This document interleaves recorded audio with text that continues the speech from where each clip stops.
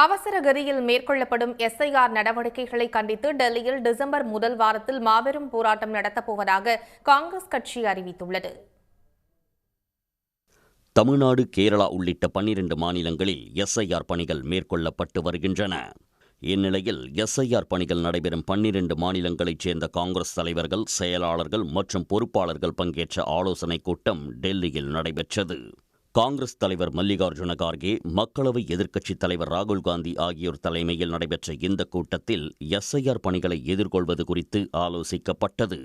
கூட்டத்திற்கு பின் செய்தியாளர்களிடம் பேசிய காங்கிரஸ் பொதுச் செயலாளர் KC வேணுகோபால், பாஜக மற்றும் பிரதமர் மோடியின் நலனுக்காக மட்டுமே தேர்தல் ஆணையம் செயல்படுவதாக குற்றம் சாட்டினார். கேரளாவில் உள்ளாட்சி தேர்தல் நடைபெற உள்ள நிலையில் மாநில தலைமை தேர்தல் அதிகாரியின் எதிர்ப்பையும் மீறி எஸ்ஐஆர் பணிகள் மேற்கொள்ளப்படுவதாகவும், பல்வேறு மாநிலங்களில் BLO அதிகாரிகள் மன அழுத்தத்தால் தற்கொலைக்கு தள்ளப்படுவதாகவும் விமர்சித்தார்.